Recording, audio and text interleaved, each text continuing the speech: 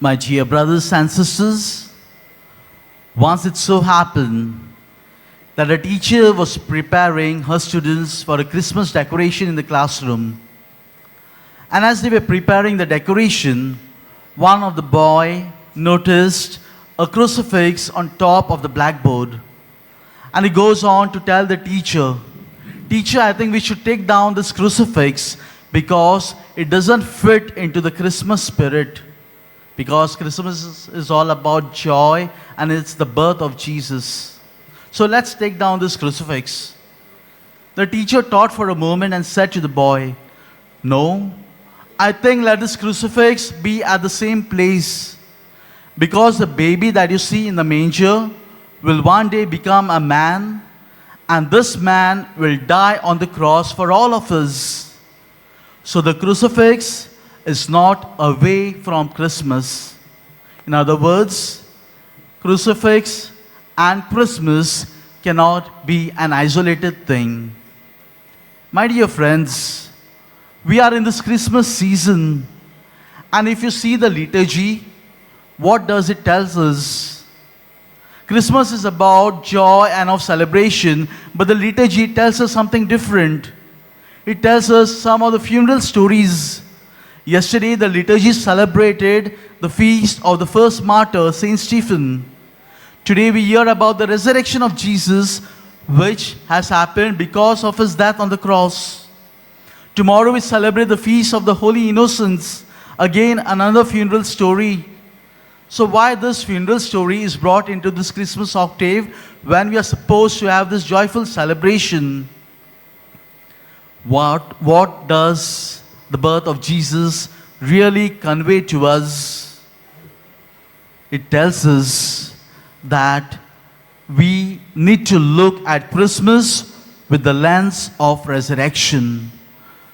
All that happens at Christmas will one day culminate in the resurrection, and therefore both the readings of today brings out this very beautifully. In the first reading, the first letter of John tells us how John becomes a true witness to what the Lord has done and how the Lord was resurrected. John says, "In the beginning was the Word," and we have just heard the Word. But what we have heard, we have also seen. And not only that, what we have heard and what we have seen, we have also touched. So John becomes a powerful witness to the resurrection of Jesus. Imagine a courtroom situation. When the witness is brought up to speak, the witness would say, "I saw the defendant doing such a crime," and that compels the wrongdoer. In that way, the wrongdoer is punished, because when the witness speaks out of his conviction, we know that that is to be taken as a proof. Here, John gives us a very beautiful proof that he has seen, and not just seen, but he has touched the Lord because he is now resurrected. And therefore, John becomes for us a true witness of what the resurrection is all about. My dear friends, in our life too, John wants us to experience and have the same witness of Jesus. And therefore, the theme of today would invite us that we have seen the glory of the Lord. We are called to be his witness. How can we be his witness? This Eucharist is an invitation for you and for me to have the same experience like that what John had. In the Eucharist, we hear the word of God. We see Jesus present in the most holy sacrament, in the holy host, and we also consume him. We take him and we become one with him. So in a way, we also touch him. We also feel with him. Do I really believe, or do I really become a true witness like that of John, who became a very powerful witness to the resurrection of Jesus? My dear friends, John doesn't stop there. He goes on to say that we need to share the same experience, once we have heard or once we have felt, we need to go out and share it with others. And therefore, we would say that my joy finds its completion only when I go out and share with others. So therefore, when I experience Jesus, I cannot stay in isolation. I go out and give myself to others.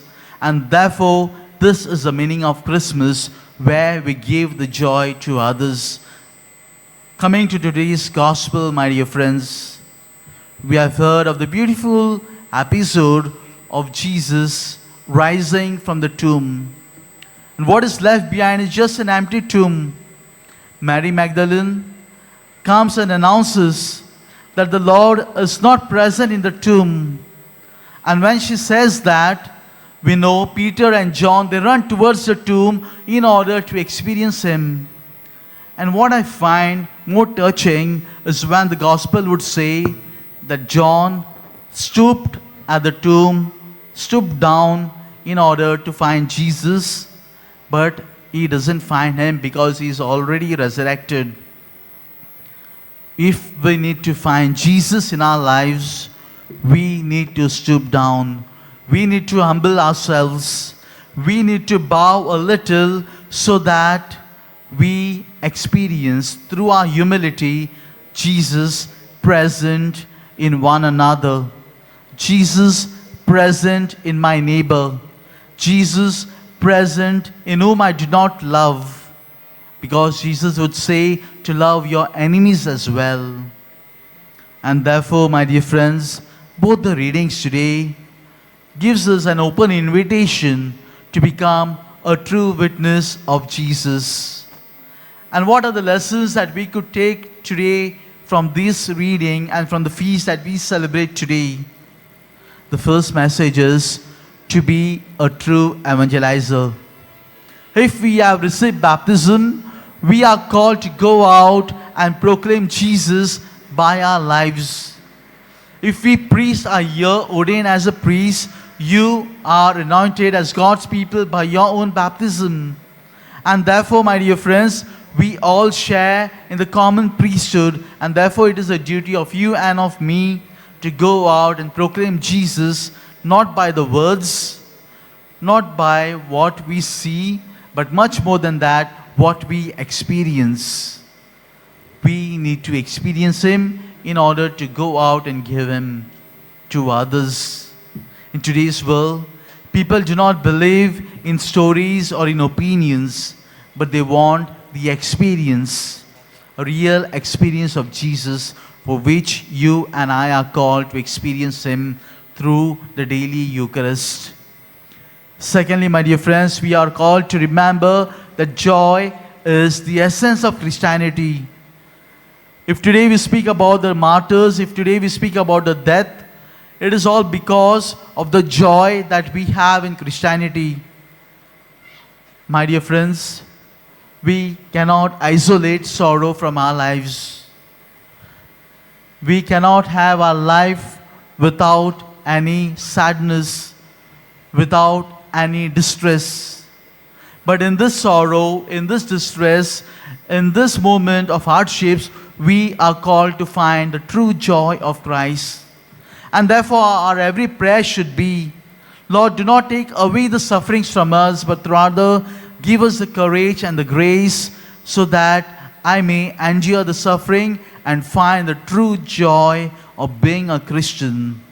The true joy of being a Christian is to find Christ in our sorrows, because Jesus Himself died and rose for us. And my dear friends, today as we celebrate this feast, let us pray to God so that we grow in communion first and foremost with our Heavenly Father, and in union with our neighbors, with our relatives with whom we are not talking perhaps, with our enemies, with our neighbors with whom I do not have a good rapport.